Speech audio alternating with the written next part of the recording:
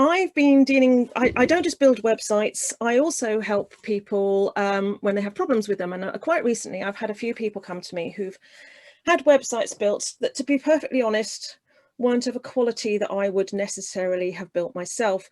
And that's because just because particularly with WordPress, I specialize in WordPress, but I've been in this industry 30 years. And if there's something to do with the website, I can pretty much sort it. But WordPress is what I do at the moment. And let's face it, if you can install WordPress and get a website up and running fairly easily, but it doesn't mean to say that you actually should. And it definitely doesn't mean to say that you should go out and sell your services. And I'm not saying there are not plenty of brilliant web developers out there, but I just want to give you some questions to ask to make sure that you're getting someone who's going to build you the website that you need and deserve.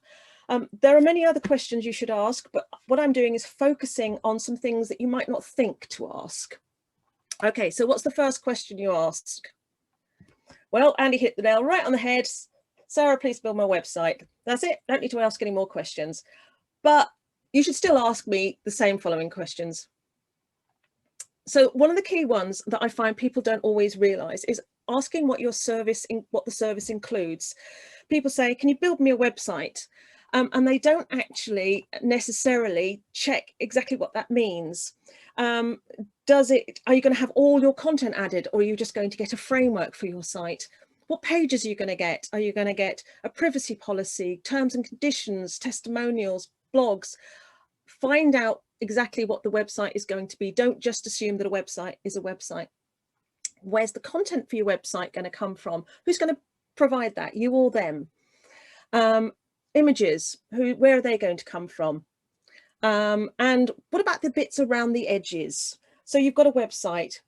Will they transfer your domain or register your domain? Will they set it up for you? Will they help you with any email if it's a new domain? So just check what it is you're actually going to get. Oops, and I've lost my, there we go. Another question that people often don't think about asking is, how are you going to handle the hosting and maintenance of my site? It is vital that your website software is kept up to date.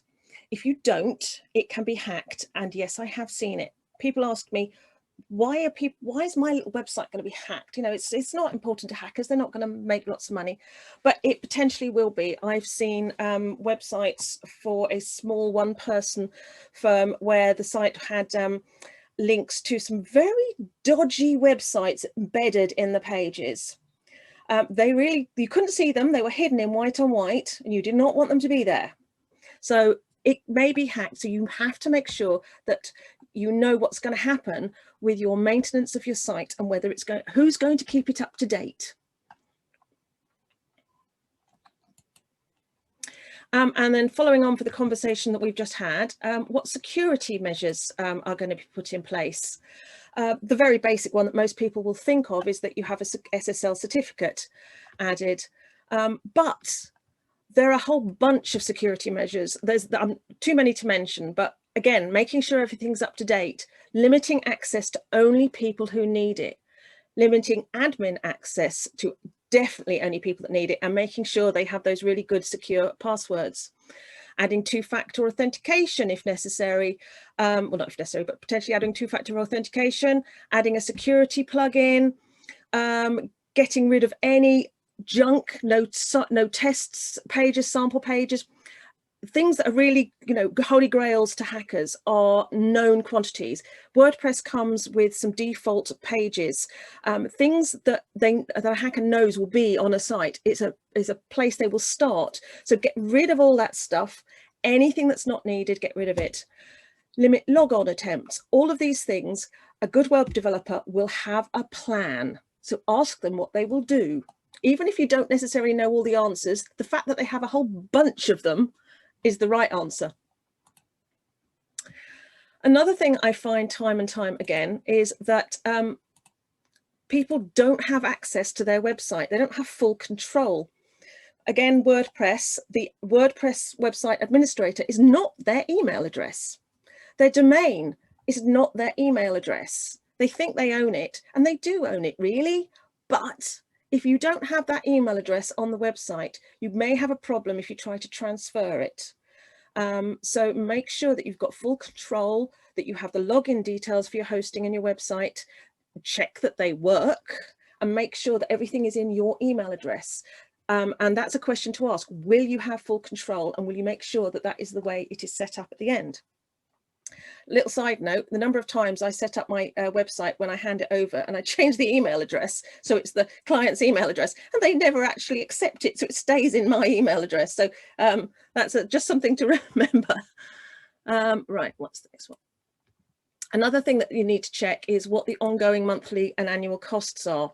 Again, people don't always realize that there may be extra costs. What is there a charge for doing updates? What if I have a problem? Will you charge me for that? What about keeping the software update? Just check about what the costs are. A good web developer will have a plan and will tell you what it's going to be, and you won't get any nasty surprises. Okay, so now moving into really about finding someone who knows how a website ticks. What makes a good website is a really good question to ask. So again, there's quite a few answers, but my top answers, and I'd be looking to hear something like speed. It doesn't matter how beautiful your website is, if it's slow, your potential clients will move onwards. And Google likes a decent website.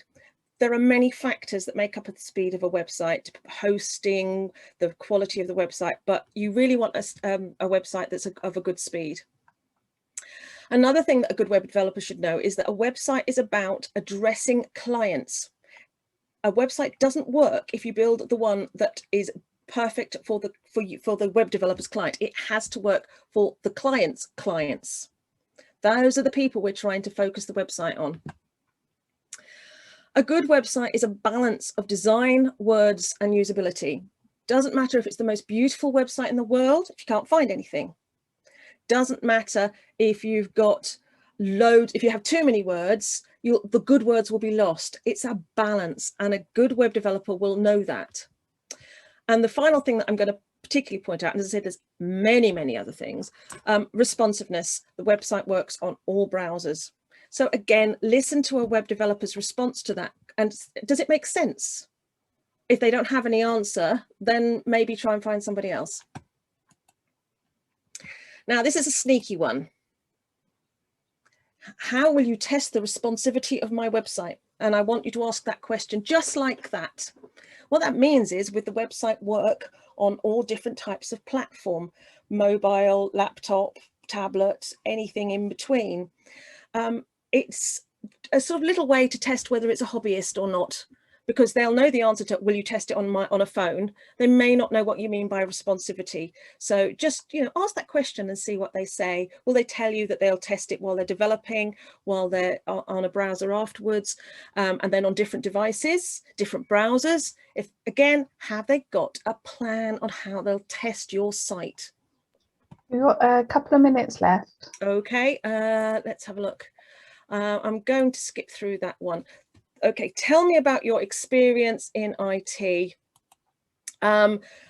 Do make sure whoever you build your website has at least a couple of years experience.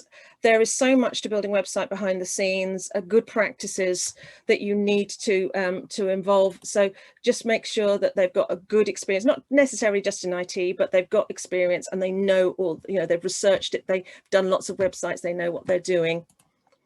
How do you choose your theme and plugins? This again comes back to experience. Does your developer say that they will choose things that they use a fairly standard setup? Because actually that's quite good. Most good web developers will use a basic theme and plugins that have been well researched, well experienced, and well used to make sure that everything will run smoothly, and not using something that, it's like choosing an app on your phone. You don't just pick one out of thin air. You make sure you check one that's been well used. Ask about SEO, Google Analytics, and Google Search Console. What will they do about that? Because you will want it. At the end of the process, you will definitely want to know about it, and you want to make sure your site's being built with good SEO principles. There are just, although SEO is a marketing subject, good SEO principles have to be built into the website at core. Will I be able to edit my website, and will you show me how? Because if you can't edit your website, then you know, you're going to have to go back to them every time. So make sure that it uses a system that you will be able to edit and that you know how. And of course, can your clients recommend you? Make sure that somebody can recommend you, and go and look at whatever the web developer has built. Make sure that you like the look of it. Make sure it's the style. Website builders have styles, so make sure that you like the style of the website that they do, and that they can be recommended. As I say, there's many more questions that you can ask, but hopefully there's a few in there that you might not have thought of that will just give you a clue as to whether your web developer knows what they are talking about.